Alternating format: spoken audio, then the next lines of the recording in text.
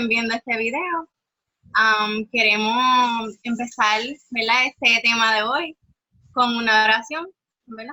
Oremos. Gracias, Señor, por este hermoso día. Gracias porque estás con nosotros, Señor, y nos diriges. Te pido que en este momento que vamos a hablar de tu palabra, Señor, te pido que seas con cada uno de nosotros, Señor, y seas tú el que dirijas todo. Sé con Franklin, que va a tener el tema en el día de hoy, Señor. Te pido que lo utilices, Señor, y que sean tus palabras y no las suyas, Señor. Gracias por todo. En nombre de Jesús. Amén. Pues, hoy, ¿verdad? No sé si me escuchan, está tronando bien fuerte aquí, pero quiero darle la bienvenida, ¿verdad?, a su programa, ¿verdad?, de Spreading the Word. Y vamos a darle paso a nuestro invitado especial de hoy, que es Franklin Charles, que él es alumno de Antiguia, ¿verdad? Está estudiando teología y es un gusto tenerte hoy con nosotros, Franklin. El tiempo es tuyo. Gracias, Nomaris. Es un gusto para mí estar entre ustedes, ¿no?, compartiendo la palabra del Señor, sabiendo que cada uno de ustedes es usado poderosamente por Dios para llevar bendición a personas que incluso yo no voy a alcanzar. Su programa su ministerio, mejor dicho, es único y tiene su público que yo no lo tengo, no lo tiene la Universidad Adventista, no lo tiene Arnaldo Cruz, no lo tiene nadie prácticamente. Y yo sé que ustedes están haciendo un buen trabajo porque esto lo ha puesto Dios en sus corazones y han sido valientes llevándolo a hacer una realidad. Y pues nada, antes de nosotros comenzar a hablar un poco, ¿no?, de la palabra del Señor, me gustaría tener una breve oración. Oremos. Querido Dios, en esta hora pedimos tu presencia nuevamente. Háblanos y capacítanos para entender tu palabra. Lo pedimos en el nombre de Jesús. Amén. Amén. Bueno, pues muchachos, en esta ocasión yo quiero hablarles de el tema, quiero hablarles bajo el tema cambio, específicamente fundamentado en lo que es el libro de Jonás, en la historia de nuestro profeta querido. Y en su historia nosotros podemos ver un cambio totalmente drástico, incluso un cambio que va más allá de lo que nosotros muchas veces leemos. Y quiero empezar diciéndoles o compartiéndoles una historia relacionada con lo que es el poder de un ser humano querer hacer un cambio, querer hacer algo diferente. Resulta que en 1848, una persona llamada Henry Brown, que se le apellidaba o se le puso el sobrenombre de Henry Caja Brown, pierde su esposa y su hijo porque fueron vendidos. Él estaba en un tiempo de esclavitud y se cansó de tanto tiempo estar sin su esposa, sin sus hijos y siendo esclavo. Entonces, con la ayuda de un zapatero que era amigo de él, él ideó un plan en el cual él se iba a enviar a él mismo desde Richmond hasta Filadelfia en una caja de madera. O sea, Amazon prácticamente en aquel tiempo estaba enviando gente en caja. Y Henry Brown, en marzo 23 de 1849, se metió en una caja que medía 3 pies por 2 y le pusieron la etiqueta productos secos para tratar de maquillar un poco el asunto y que no se enteraran lo que estaba pasando. Resulta que él duró un larguísimo tiempo en esa caja, en el viaje, y pasó por lo que son vagones, por barcos de vapor y ferrocarril. O sea, él tuvo una travesía totalmente única en su especie. Entonces, sus ojos estaban puestos en esta ciudad donde había un abolicionista que obviamente apoyaba la libertad de los esclavos y él quería ser libre. Entonces, para comer durante todo este tiempo, dice la historia que él tenía unos cuantos biscuits y algo de agua, que no daba para el viaje completo, pero era algo para mantenerse vivo, por lo menos, como decimos aquí, para tener la boca mojada. Entonces, durante el viaje pasó algo bien curioso, y es que la caja por alguna razón fue puesta boca abajo, o sea, cambió totalmente. Y él narra que por más de 90 minutos él estuvo así, sentado literalmente sobre su cabeza.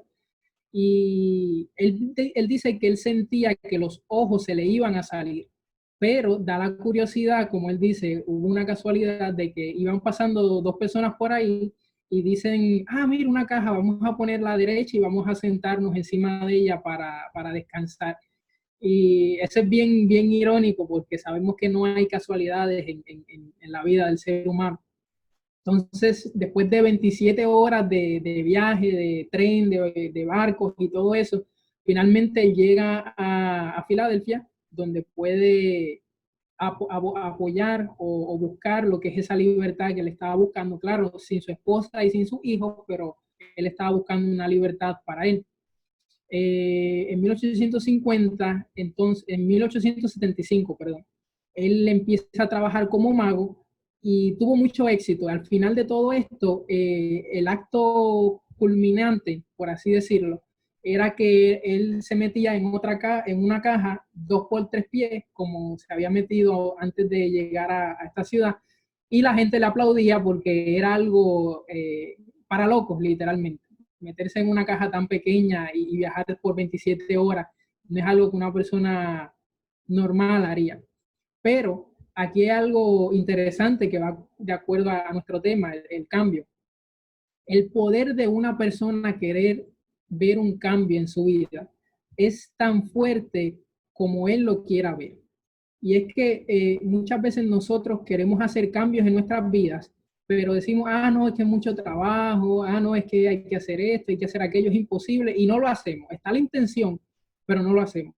Y en Henry Caja Brown, lo que nosotros podemos ver es que su poder de cambio, de querer hacer sus sueños realidad fue tal que no le importó pasar 27 horas metido en una caja, lo más probable todo apretado y como salchicha en lata, porque él tenía en mente un destino que iba a ser muy beneficioso para él.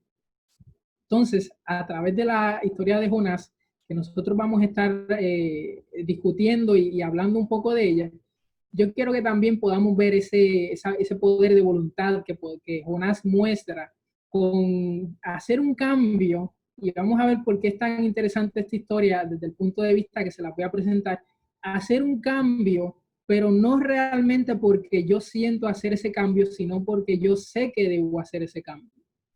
Y antes de empezar a hablar un poco sobre la historia de Jonás, me gustaría que Vida o Surielis tenga lo que es nuestra lectura bíblica. Me dijiste que era Jonás 1:3. Correcto. Ok, pues dice, y Jonás se levantó para huir de la presencia de Jehová a Tarsis, y descendió a Jope, y halló una nave que partía para Tarsis, y pagando su pasaje, entró en ella para irse con ellos a Tarsis, lejos de la presencia de Jehová. Amén, excelente. Muchachos, yo quiero empezar preguntándoles, cuando ustedes escuchan la palabra profeta, un profeta del Señor, ¿cuáles son algunas implicaciones que ustedes ven que está detrás de ese título? Por ejemplo, si yo les digo un abogado, ¿qué ustedes piensan que un abogado? Ustedes me pueden decir, ah, no, es una persona que conoce de leyes, es una persona que tiene que ser, decir la verdad siempre, etcétera, etcétera. Entonces, cuando yo les digo un profeta como título, ¿qué es lo que ustedes ven detrás de ese título de profeta? Yo pienso veracidad. Ese profeta tiene que tener el mensaje, que tenga toda la verdad. Eso es una de las cualidades de un profeta. Yo pienso Sí. que va a la mano como que con la verdad, que lleva la verdad. Es una persona que imparte la palabra de Dios, a pesar de todos los problemas que puede haber a su alrededor, su deber es impartir la palabra de Dios. Yo pienso también que es una persona que tiene que estar dispuesta a todo. A todo. A todo lo que implique llevar el mensaje. Y carga una gran responsabilidad en su hombro. O sea, ser profeta me imagino que no es un miqueo, no es algo fácil. O sea, es una responsabilidad enorme. Como que llevar la palabra de Dios y y hacer todo lo que él diga. O sea, lleva una gran responsabilidad. Yo pienso que debe ser una persona recta, que sepa diferenciar cuál es la palabra de Dios, porque vivimos en un mundo que muchas veces nuestros pensamientos van en contra de lo que Dios quiere para nosotros. Y si en realidad Dios nos está hablando, pues nosotros tenemos que diferenciar entre si soy yo mismo hablando o es Dios. So, yo pienso que tiene que saber eso para poder ser un buen profeta. Exactamente, ustedes han dado en el clavo. Yo solo le voy a añadir y voy a unir todo lo que ustedes dijeron. En los tiempos bíblicos, como ustedes bien han dicho, el profeta era una persona que tenía que hablar siempre la verdad, tenía una carga enorme, pero que él podía llevar, porque para eso lo llamó Dios. Era una persona que en todo momento tenía que hablar lo que el Señor le decía, y ya no vivía él para él, ahora era Dios y él. Y básicamente él era una réplica del carácter de Dios, porque él no vivía para él ya. Lo que le voy a añadir a esto es que, si ustedes se fijan, todo tiene un principio. Y el profeta, como profesión en aquel tiempo, tenía su principio. Uno no nacía siendo profeta, aunque Dios te había escogido o los había escogido desde antes de nacer.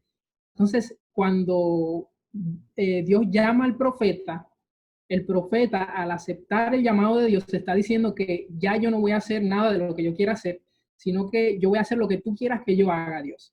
Por eso es que vemos profetas como Isaías, como Saúl en su tiempo, que fue profetizó por un tiempo, Oseas, que hacen cosas alocadas, que se salen de lo que es la normalidad, pero lo hacen porque es Dios que se lo está diciendo y ya no viven ellos para ellos, sino es lo que Dios quiere hacer conmigo. O sea, hay un cambio desde el principio en su forma de ser.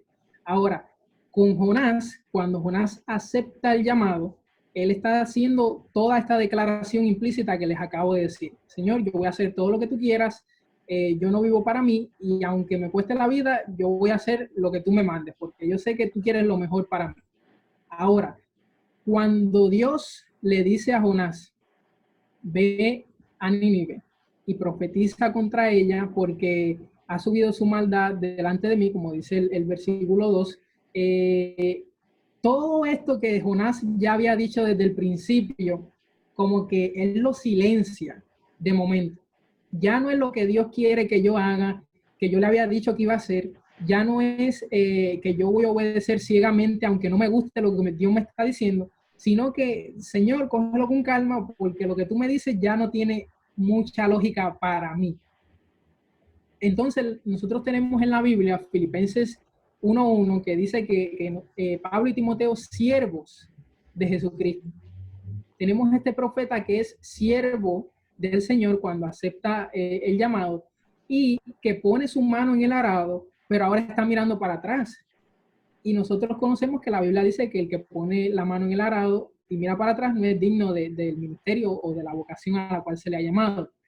Entonces Jonás, en ese momento, fíjense, empieza a poner lo que son sus emociones entre él y Dios. El cambio que Dios había producido en él ya no tiene el mismo peso, la misma validez, porque Dios me dijo algo que va en contra de lo que yo siento que debe ser lo correcto.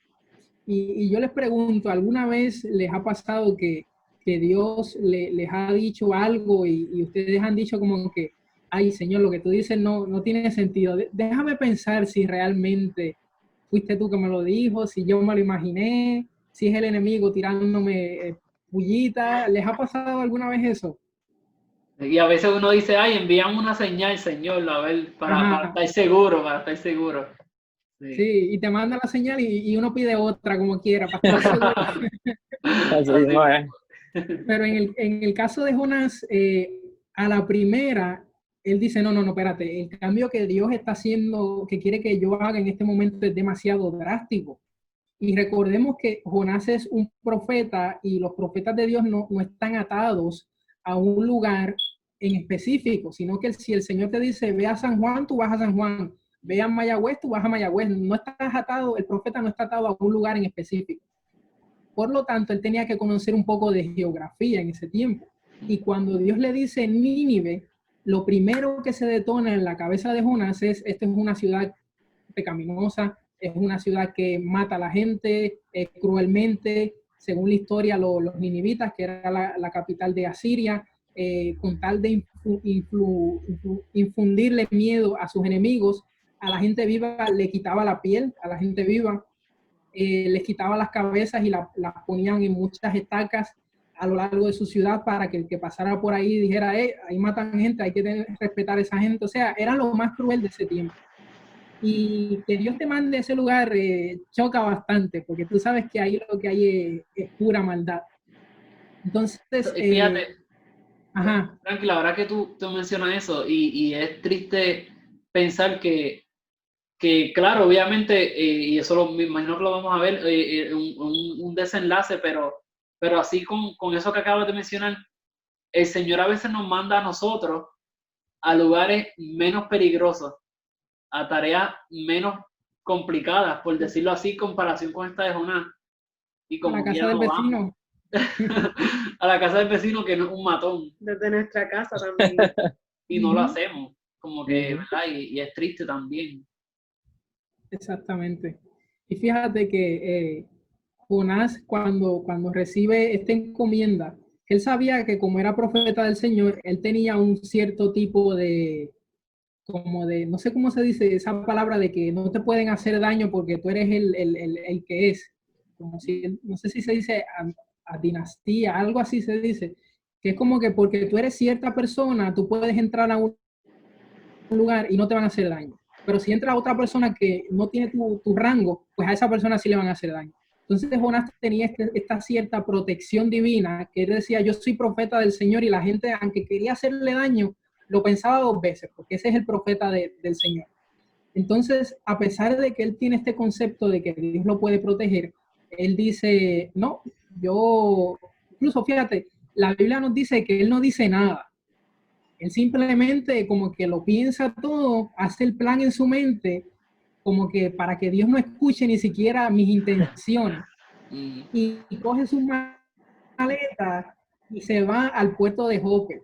Y aquí hay algo curioso, porque cuando la Biblia nos dice que Jonás se levantó, la palabra hebrea usada para describir lo que es se levantó, quiere decir también tomar una postura. Entonces, cuando la Biblia nos está diciendo, muchachos, que Jonás se levanta para irse, se lo quiero ilustrar con este ejemplo para que vean lo fuerte que es esta palabra. Ustedes conocen, han escuchado a Martín Lutero, ¿verdad? Entonces, Martín Lutero tiene una frase bien célebre en inglés que es "Here I stand".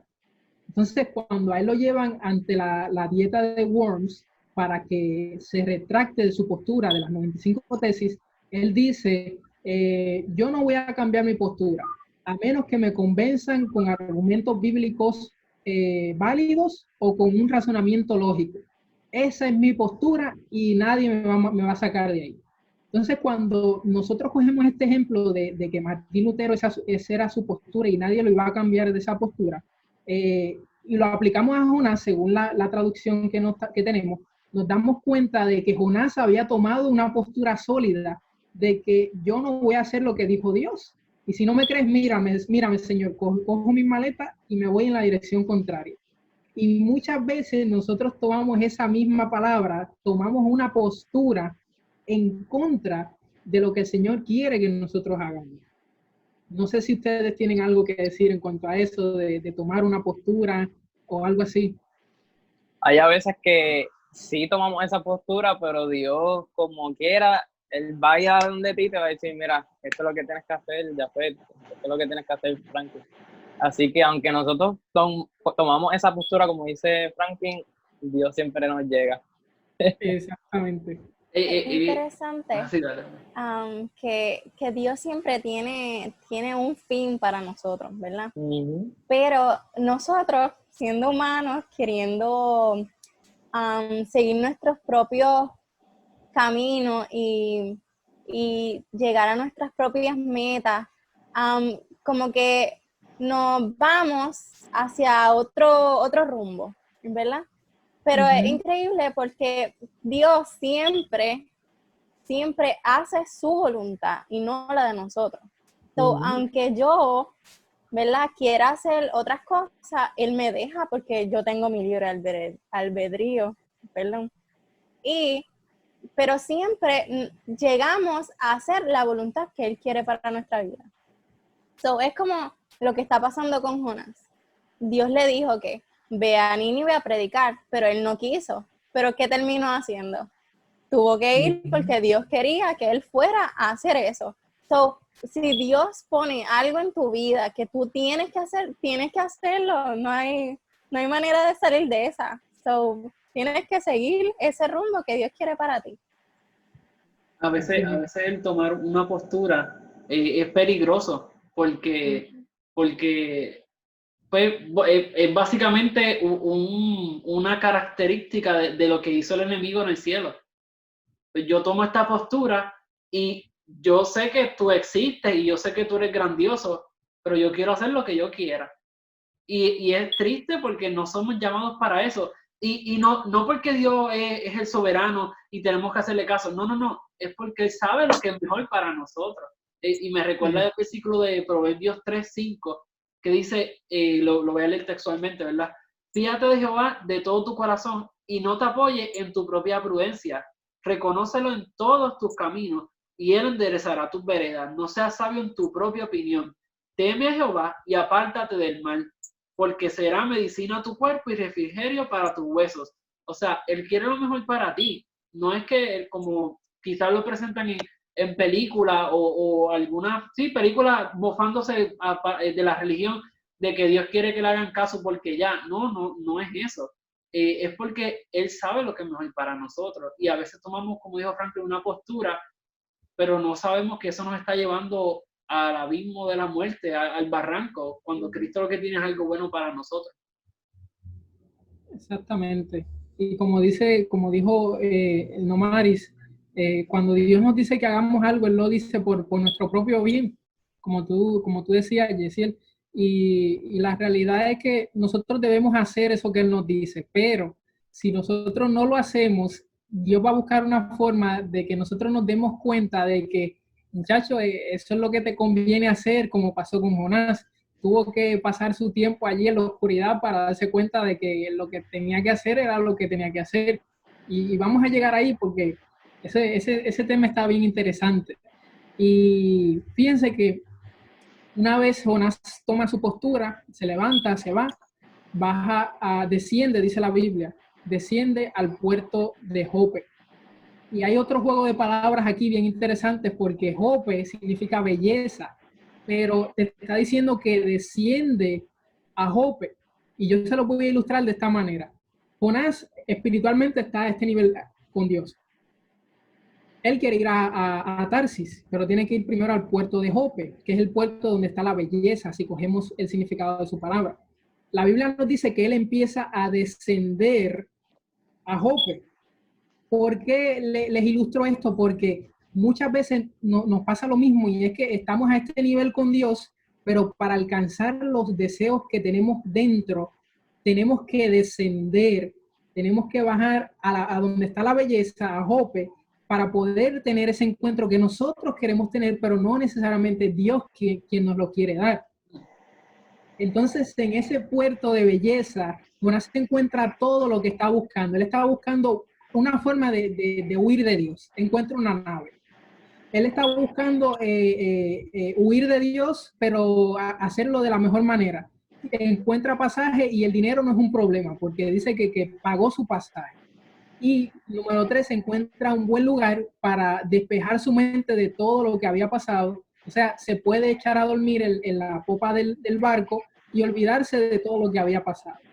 Y así muchas veces nosotros como jóvenes o como adultos que nos están viendo, sufrimos de sacrificar nuestros valores, de sacrificar nuestra vida espiritual, nuestra relación con el Señor, con el fin de encontrar aquellas cosas que van a satisfacer los deseos de nuestra carne, los deseos que nosotros pensamos que van de la mano con Dios, pero la realidad es que van una mano nuestra con la otra mano nuestra. Dios no tiene nada que ver.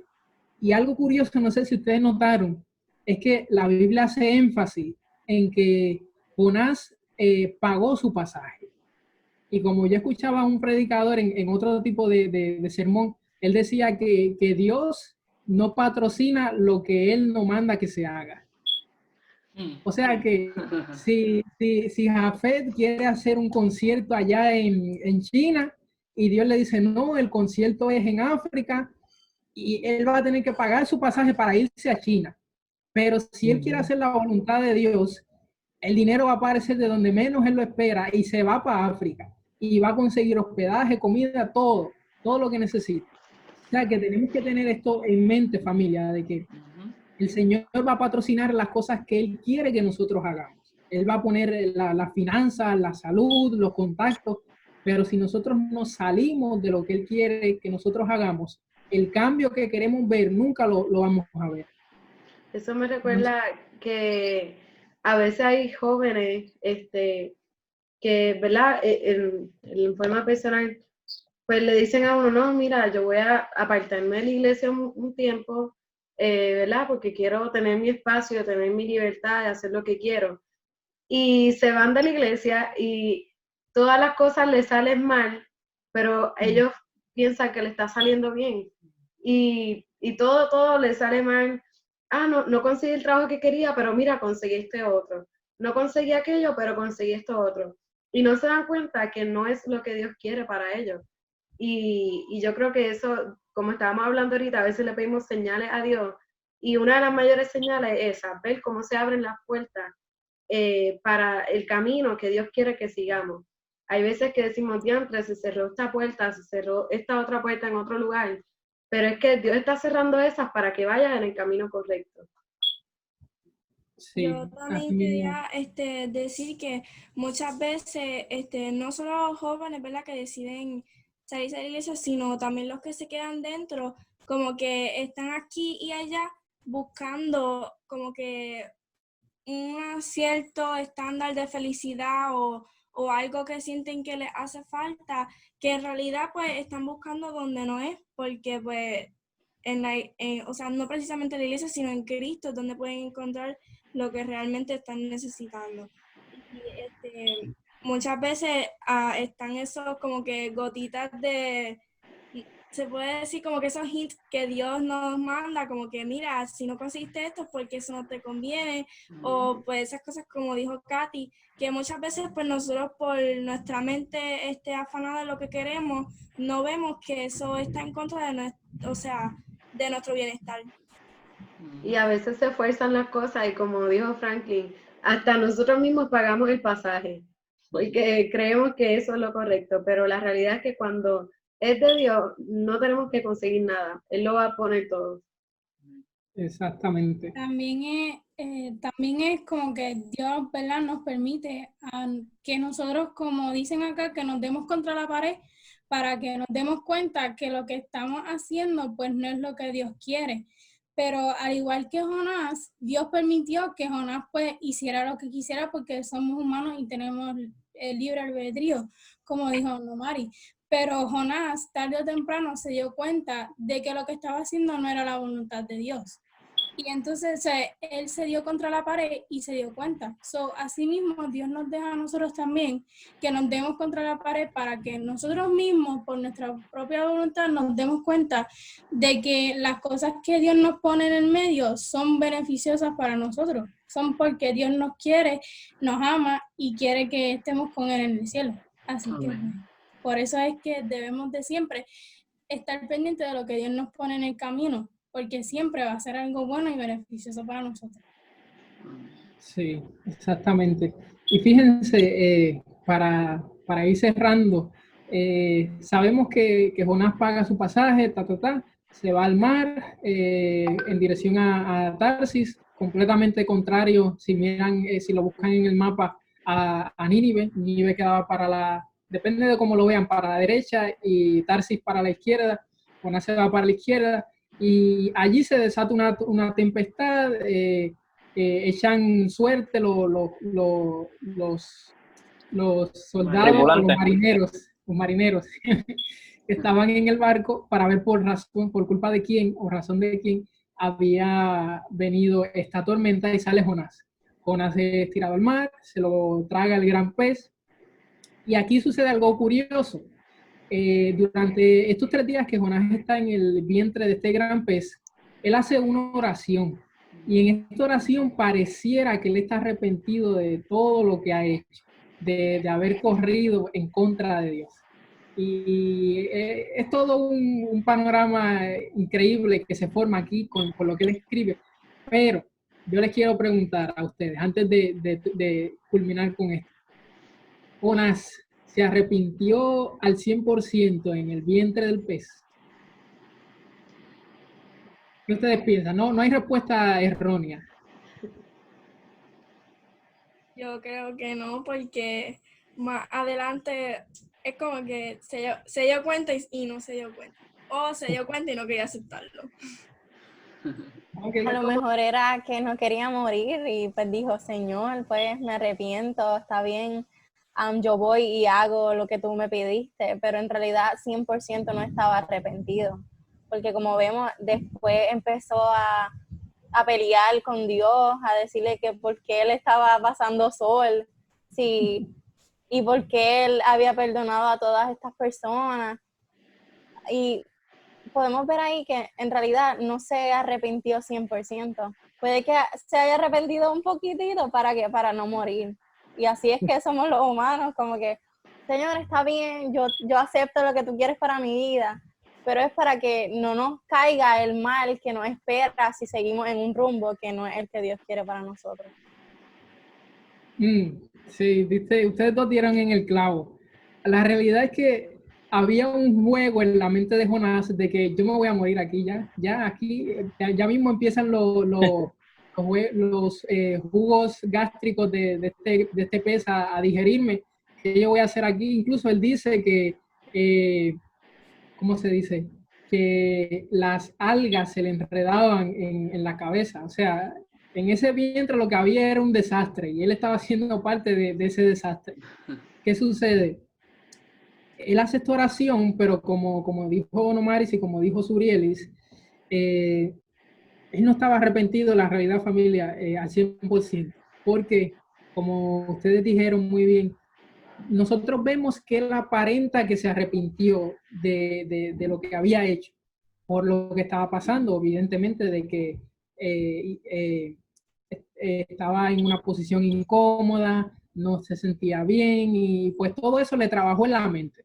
Pero cuando nosotros vemos el final de la historia de Jonás, nos damos cuenta de que sí, él predica y sí, él habla, pero la realidad es que Jonás da un mensaje que incluye lo mínimo posible para que ellos conozcan la voluntad de Dios.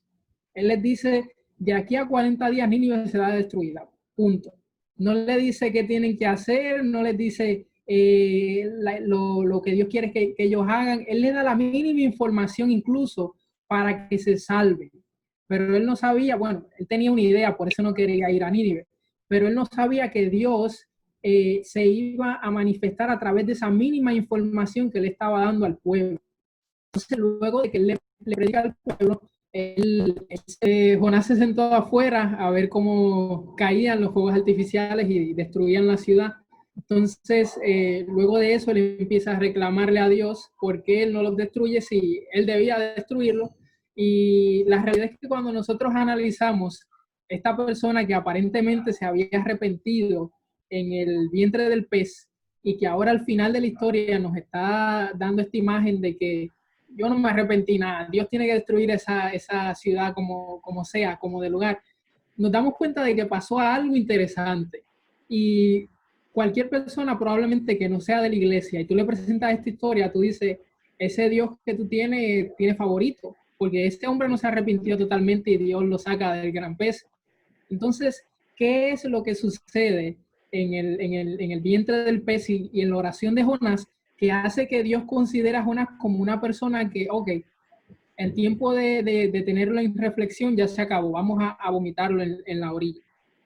Esto es algo curioso, y es que Dios no necesita que nosotros nos arrepintamos, sino que Dios necesita que nosotros tengamos la intención para entonces darnos la oportunidad de seguir hacia adelante. ¿Por qué? Porque la intención que tenía Jonás de cumplir la voluntad de Dios pesaba mucho más que lo que él estaba sintiendo en ese momento. ¿Y qué Jonás estaba sintiendo en ese momento? Yo no quiero ir para allá a predicar, Señor, yo quiero que esa gente tú la destruyas, pero en el fondo, Señor, yo tengo que reconocer que yo tengo que hacer lo que me corresponde, yo tengo que hacer tu voluntad. Entonces, si nosotros como jóvenes, como adultos, podemos entender que lo que Dios desea para sacarnos de la oscuridad, para sacarnos del vientre del gran pez donde quizás estamos ahora, es que nosotros tengamos la intención de querer cumplir con su voluntad, eso va a ser suficiente para que Él nos saque inmediatamente de ese hoyo donde estamos. Entonces, Jonás no se arrepiente totalmente, pero la intención de cumplir la voluntad de Dios fue suficiente para que Dios lo vomitara, o Dios permitiera que el pez lo vomitara en la orilla. Y si nosotros podemos entender eso literalmente, no importa por lo que nosotros estemos pasando, tener la mente clara de que yo quiero salir de esto es suficiente para que Dios diga, yo te voy a sacar de ahí. Franklin, eso me recuerda a lo que dice Jesús del granito de mostaza. Así como nosotros un poquitito de fe tengamos, Él va a estar dispuesto a ayudarnos. Me recordó ahí un flashback bien brutal a eso. Sí, ¿no? Y esa es la realidad, ese chispito de fe es la intención con la cual tú vas a hacer la cosa que vayas a hacer. Y en este caso que nosotros estamos hablando, ese chispito fue suficiente para que Dios hiciera que el cambio en Jonás fuera inmediato, a tal nivel de que lo próximo que Jonás supo después de esa oración era que estaba en la orilla cerca de Nínive. ¿Cómo llegué ahí? Bueno, el Señor tiene un plan divino, pero lo importante es que mi intención hizo que Dios me considerara como una persona que quería hacer su voluntad y que podía perdonar y que podía usar también. O sea, muchas veces también, Yesiel. No, que básicamente entonces, como dice la historia de Jonás, Dios tiene un pez preparado para nosotros. Básicamente, ¿verdad? Eso es lo que dice, Jehová preparó un pez para Jonás y de la misma manera Él lo tiene para nosotros. Claro, no quizás tan literal, pero sí un momento en donde podamos reflexionar y me gusta mucho eso que dices, porque puedo entender que por eso es que se menciona que el Espíritu Santo es el que da el querer como el hacer, es el que nos convence de pecado. Quizás haciendo un paréntesis, hay muchas personas que están cometiendo un pecado, pero quieren seguir a Cristo, no se han arrepentido todavía, y arrepentimiento es importante porque eso es lo que nos ayuda a que entonces Cristo nos limpie. Pero es como dice Franklin, entonces necesitamos tener la intención, porque cuando yo digo, pues Señor, a mí me gusta el alcohol, y yo quiero seguir bebiendo porque me gusta, pero reconozco que no es tu voluntad y quiero hacerte caso, pero me gusta el alcohol. Así que yo quiero o te doy el permiso, por así decirlo, de que entres a mi corazón. No estoy arrepentido porque me gusta, pero quiero que entres en mí. Y entonces cuando Cristo entra en ti, cuando el Espíritu Santo entra en ti, es que Él te convence.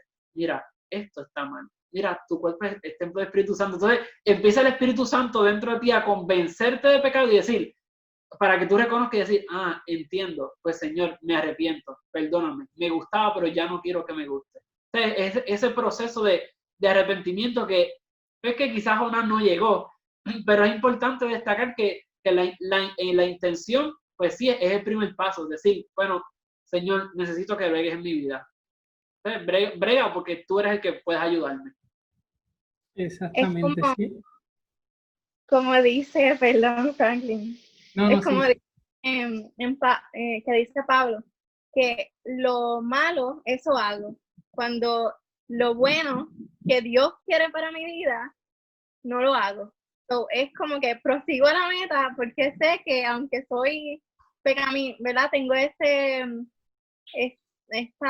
pecado en mi vida, porque esa es nuestra naturaleza, pero trato de dejar eso a un lado y hacer lo que Dios quiere para mi vida, aunque interiormente no quiero hacerlo. Y es, ¿verdad? interesante ver que así como Jonás, que no quería hacer eso, no quería ir allá, pero él lo hizo. ¿Por qué? Porque era la voluntad de Dios. Y eso es lo que nosotros tenemos que hacer todos los días en nuestra vida, aunque no queramos, qué sé yo, comerme la yautía que no me gusta, cuando quiero comerme un bizcocho, mejor como lo que Dios quiere para mi vida, para que va a ser algo nuevo en mí. Y es un proceso, al fin y al cabo, nos va a terminar encantando porque vamos a entender el porqué. Ahora mismo el bizcocho sabe más rico. Sí, supuestamente, pero cuando le busco las propiedades, ya entiendo por qué. Y de la misma manera espiritualmente. Cristo como que te va poco a poco enseñando, es por esto, mira, escoge la vida, no la muerte, escoge la vida. Exactamente, y eso como ustedes dos dicen, abarca mucho más, la intención abarca mucho más de lo que nosotros podemos imaginar, porque por ejemplo en la alimentación, como ustedes dicen, tener la intención de comer cosas que sabemos que Dios quiere que nosotros comamos, de la forma que Dios quiere que comamos, eso no está fácil. Y uno puede querer agradar a Dios en lo que come, pero se come sus cositas por el lado que satisfacen y que se saben buenas. Entonces, lo que Dios desea, sabiendo que nosotros somos débiles y muchas veces débiles de accionar eso que debemos hacer, es que simplemente nosotros tengamos ese granito de fe, como decía Surielis, de querer hacer su voluntad. Y eso es suficiente. Si fue suficiente para sacar a un hombre del vientre de un gran pez, imagínense lo que tener la intención puede hacer con nosotros, que no estamos a ese nivel de problemática. Ahora, cuando Jonás va a Nínive, él se da cuenta que tiene que predicar, tiene que hacer lo que Dios dice. Y como les dije ahorita, él usa las mínimas palabras para decirle al pueblo lo que Dios quiere que él le diga. Hay otros profetas que cuando nosotros leemos la Biblia dicen, ustedes tienen que arrepentirse porque su maldad ha subido delante de Dios y en lo oculto, en el templo, están profanando y le dan como una historia, como una lista de Dios y cómo Dios los ve. Pero con el caso de Jonás, nos damos cuenta que él les dice, de aquí a 40 días, Nínive será destruida. Y los deja ahí como que ustedes resuelvan con lo que yo les he dicho. Entonces, lo curioso de esto es que muchas veces nosotros hacemos el mínimo también para agradarle a Dios en lo que sabemos que debemos agradarle.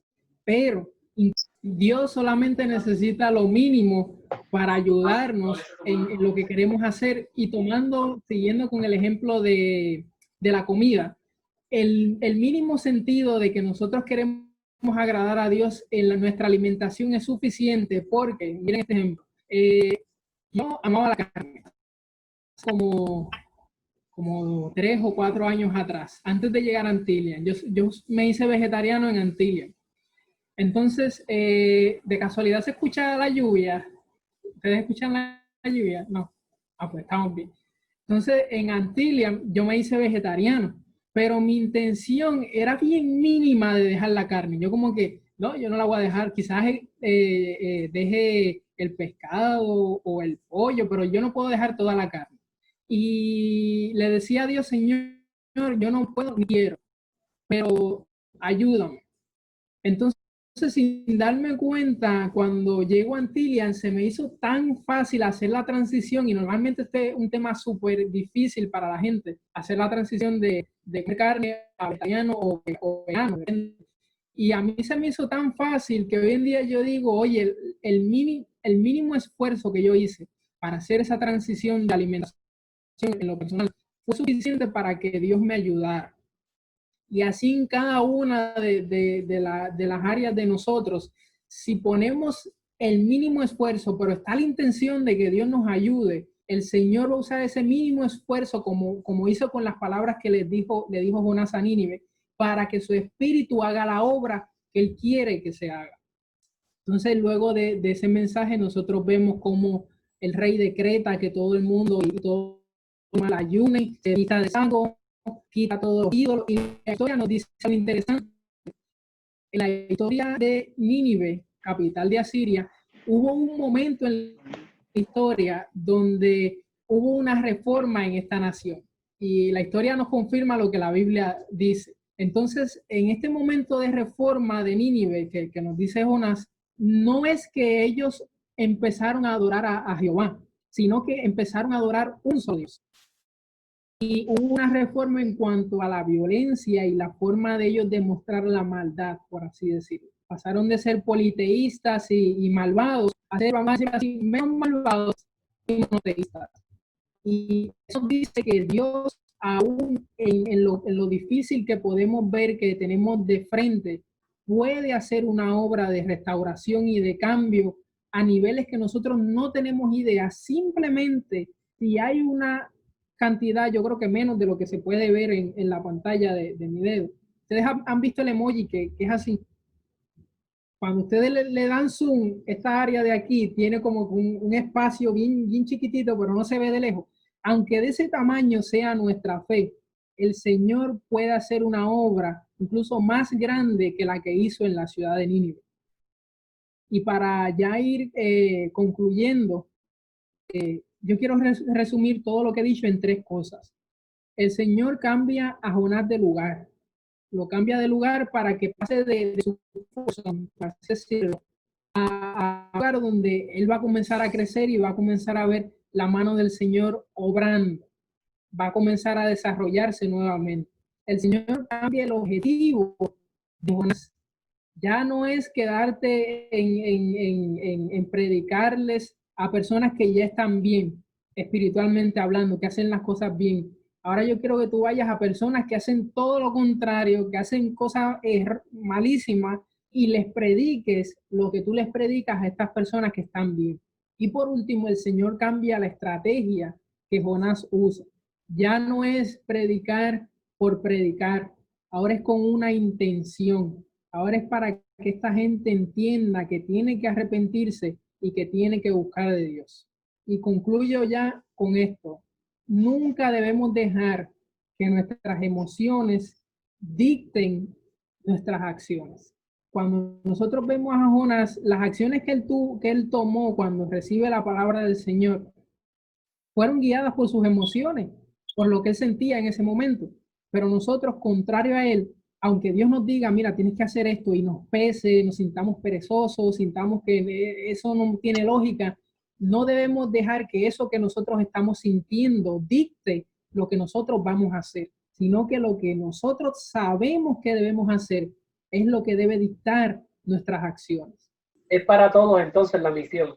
Exactamente, lo mismo que pasó Jonás, nosotros lo pasamos hoy en día. El Señor a cada rato está cambiando de lugar, de objetivo y de estrategia a su pueblo, porque lo que hacíamos hace 100 años atrás en evangelismo no lo hacemos hoy en día. Así que nos adaptamos, o el Señor nos adapta a la situación que nosotros estamos pasando actualmente. Así que me gustaría que tuviéramos una oración para concluir, ¿no?, con este programa. Querido Dios y Padre Celestial, te damos gracias por esta ocasión donde nos permites compartir tu palabra. Deseamos, Señor, que tú nos capacites para poder hacer tu voluntad, para poder tener esa intención de que a pesar de que no queremos o no queramos hacer algo que sabemos que debemos, esa intención de hacerlo sea suficiente para que, al igual que Jonás, tú nos saques, Señor, de nuestra zona de confort, nos saque de nuestra cueva o de nuestro hoyo donde nos encontremos. Así que, Señor, guárdanos de todo mal y ayúdanos a siempre hacer tu voluntad a pesar de lo que podamos estar sintiendo en ese momento. Lo pedimos todo en el dulce nombre de Jesús. Amén y amén.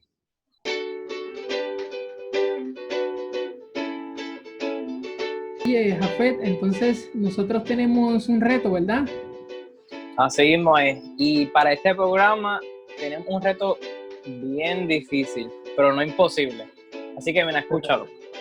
Es llamar a la persona con quien tenga un conflicto o problema y arreglarlo aunque tú no hayas tenido la culpa. Así que este reto se lo damos a todas las personas. Es un poquito difícil, pero no es imposible. Obviamente hay que orar y hay que pedirle a Dios fuerza Así que les dejo ese reto para esta semana. Así mismo es, chicos, recuerden que estamos en YouTube, Instagram y Facebook bajo el nombre Spreading the Word. Así que compartan esto que aprendieron hoy y siempre recuerden que estamos en esas redes sociales para que usted pueda nutrirse y también sembrar la semilla en sus corazones como en las de los demás. Nos vemos. Dios les bendiga. Bye. Vale.